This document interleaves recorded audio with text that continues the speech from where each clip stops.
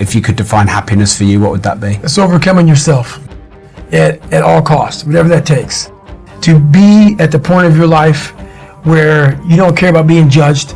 You can be in a room of 1 million people and they all hate you, and you walk in and you go like this. Not because you're angry at them, because you know yourself. Inside and out, and you know that you've put yourself through hell to be where you're at today. You've walked the walk, you've talked the talk, and you've walked the walk. And that's, to me, what it's all about. It's all about putting those boots on the ground and getting after it every day. And once you do that, you have a feeling about yourself that no one can ever take away or even understand. We all have one thing in common. We are here, stuck in the game of life, often subject to the whims of forces beyond our control. But we never train for it. We dedicate ourselves to external goals, whether they are rooted in fitness or school or work, as if they are isolated events, somehow disconnected from the totality of our lives, when everything we do is an opportunity to get better at the game of life itself. My life and my commitment to do what needs to be done, I am a student of life. I carry around a notebook. I keep logs. I study all the upswings and down currents of my days as if the final exam is tomorrow, because we all have an exam tomorrow. Whether we realize it or not, every interaction, each task is a reflection of your mindset, values, and future prospects. It's an opportunity to be the person you've always wanted to be. You don't have to have survived trauma or become a physical beast to train for life. We've all been challenged physically, emotionally, and intellectually, and we've all failed. Don't be shy about digging through your lost archives. No matter how irrelevant those experiences seem now, they count because they were all dry runs for whatever comes next. This awareness that everything we do is merely training for the next episode is like a filter that expands your perception. When you get assigned something at work or school that you don't want to do, step into a conflict you didn't see coming, someone close to you gets sick or dies, or a relationship falters, you will see these challenges as new chapters in life's textbook, which you can study to make sure that the next season of loss won't be such a kick in the knees. Not just for you, but more so for the people around you.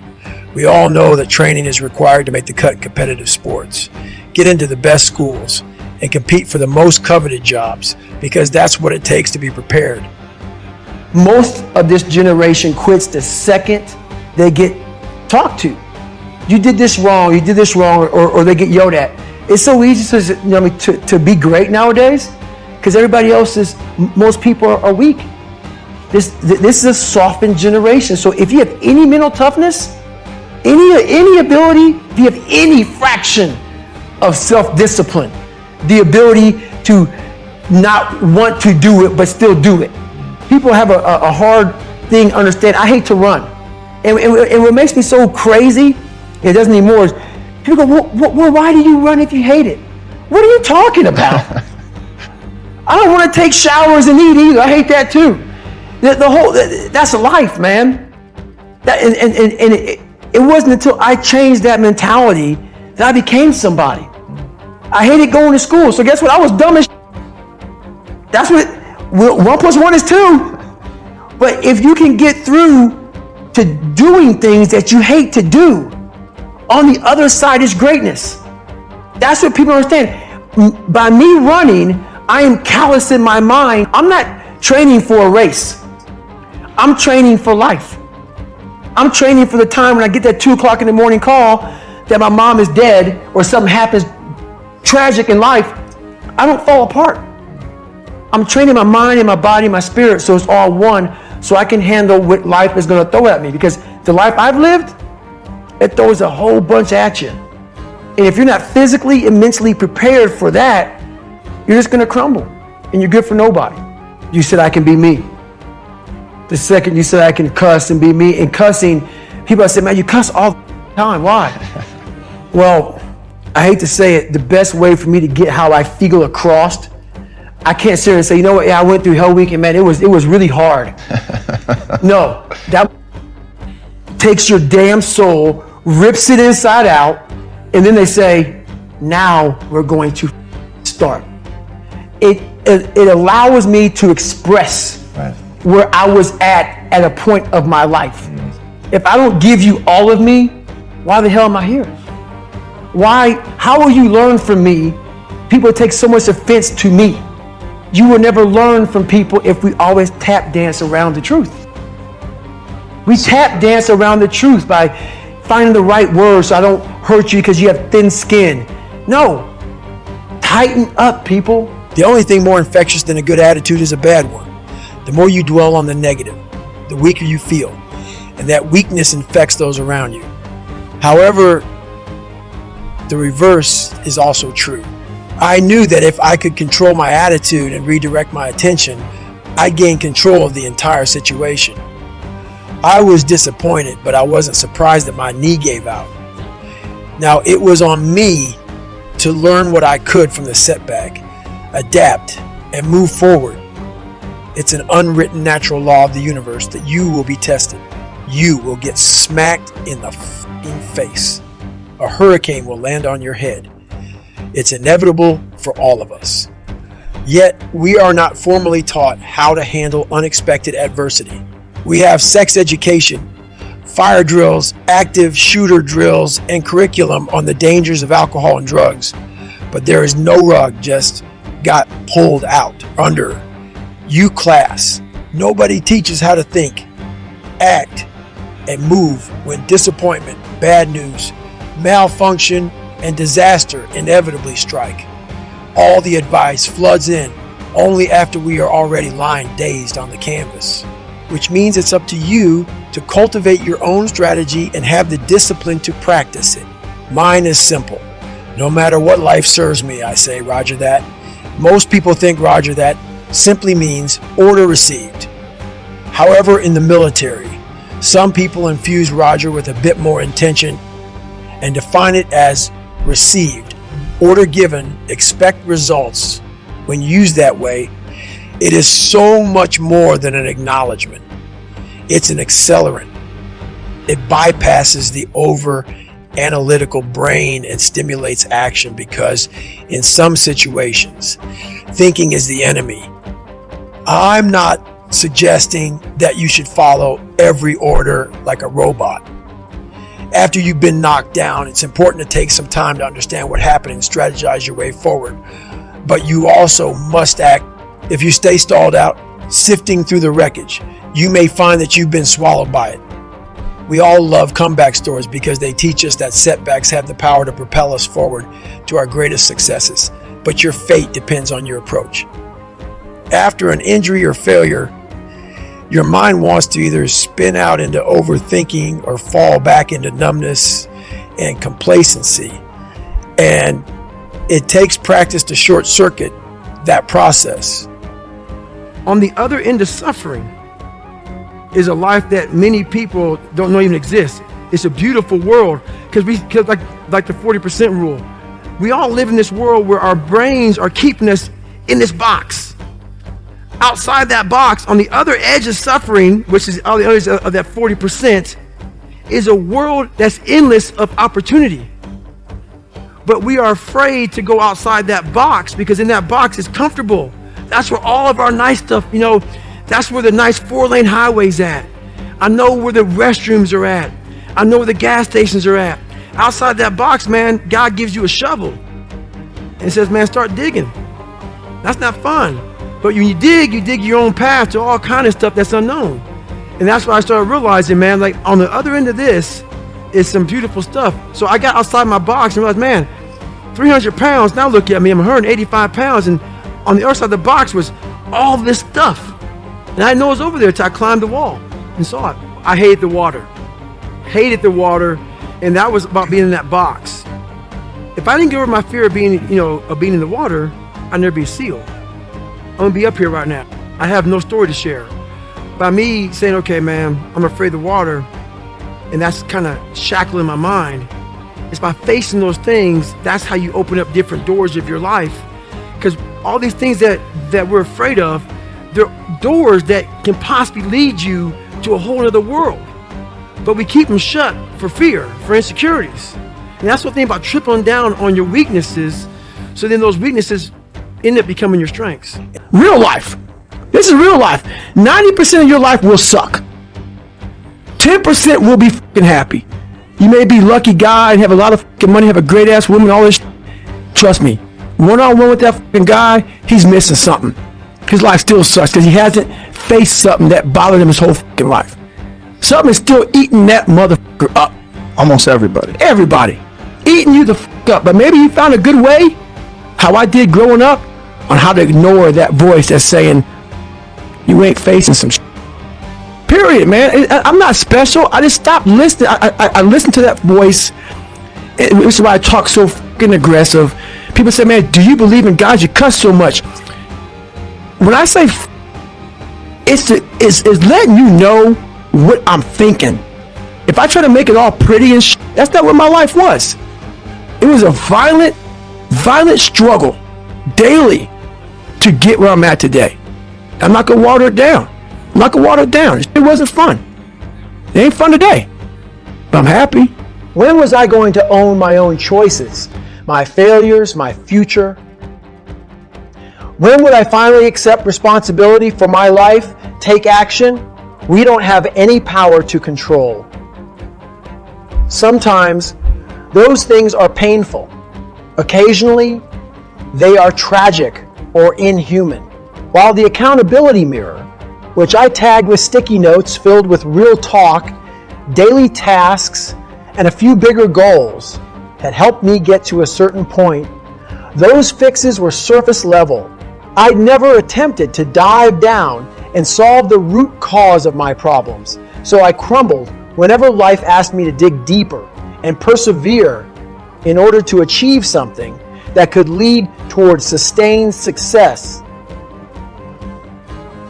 I'd spent my entire life in surface waters, hoping that my luck would change and everything I dreamed of would fall into place for me. That night, on my drive home to Indiana, I accepted the hard truth that hoping and wishing are like gambling on long shots. And if I wanted to be better, I had to start living every day with a sense of urgency, because that is the only way to turn the odds in your favor. Reality can be a motherfucker when all of your excuses are stripped away and you are exposed for exactly who and what you have become. But the truth can also be liberating. That night, I accepted the truth about myself. I finally swallowed reality, and now that I had my future was undetermined, anything was possible as long as I adopted a new mindset. I needed to become someone who refused to give in, who simply finds a way no matter what. I needed to become bulletproof, a living example of resilience. Think of a packet of seeds scattered in a garden. Some seeds get more sunlight, more water, and are planted in nourishing topsoil. And because they are put in the right place at the right time, they can rise from seed to seedling to a thriving tree. Seeds planted in too much shade or that don't get enough water may never become anything at all unless someone transplants them, saves them before it's too late. Then there are those seedlings that look for the light on their own. They creep from the shade into the sunshine without being transplanted. They find it without anybody digging them up and placing them in the light. They find strength where there is none. That is resilience. Once we're born, our natural instinct is to look for ways to thrive, but not everybody does. And sometimes there's a damn good reason for it. I was brought up in darkness. My roots were flimsy. I was barely tethered to rock-hard ground. My spirit, soul, and determination weren't nourished in the light. But on that ride home, I realized that only I have the power to determine my future, and I had a choice to make. I could continue living in the haven of low expectations where it was comfortable and safe to believe that my life was not my fault or my responsibility, and that my dreams were just that. Fantasies that would never be, because time and opportunity were not and would never be on my side. Or I could leave all that behind for a world of possibility. Much more pain, unfathomably hard work, and zero guarantees of success. I could choose resilient. At 24 years old, a powerful force was gathering within me, waiting to be unleashed. I would soon call upon it to complete 2 Hell Weeks, become a member of the SEAL teams, and complete Army Ranger School. I'd compete in ultra races and break the world pull-up record, thanks to that one night in Buffalo, New York, when I accepted my fate and became determined to tap into my resilience. I found the will to transform myself into the grittiest motherfucker ever to find light where there was none. I had never been a pal like John McCain and countless others, but I lived like a prisoner in my own mind for the first 24 years of my life.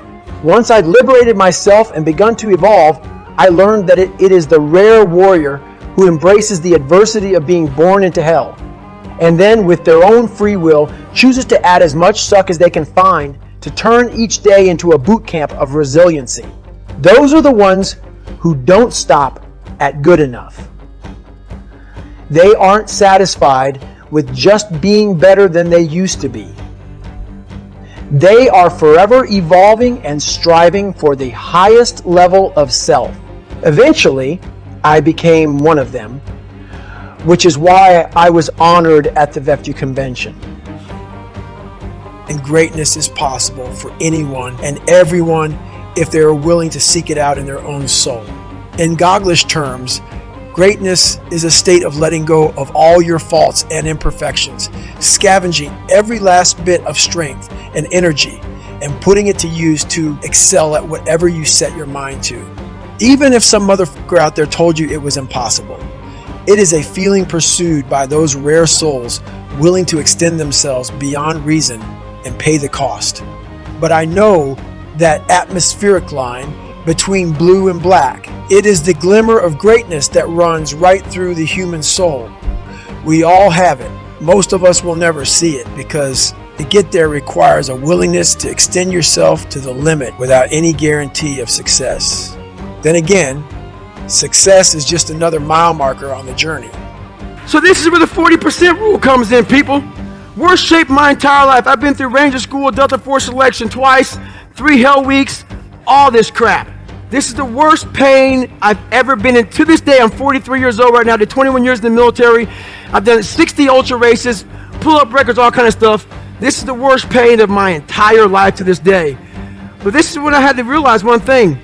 I had to break this humongous thing down to very small. All I put in my mind was, let's not quit yet. I'm going to quit, but not yet. So I sat there, I can't stand up, so let's get some nutrition. All right, I'm not dizzy anymore. Let me clean this crap off me, okay? I need some food. I'm going to quit after I eat a peanut butter and jelly sandwich. All right, but not yet. Let me see if I can stand up. Stand up, maybe I'll quit. Let me see if I can walk to the car. There's the car. It's a 1 mile track. I'll walk past the car. I'm just going to get back to the chair. I'm not going to quit yet. I kept this mindset the whole time. I ended up doing 30 more miles.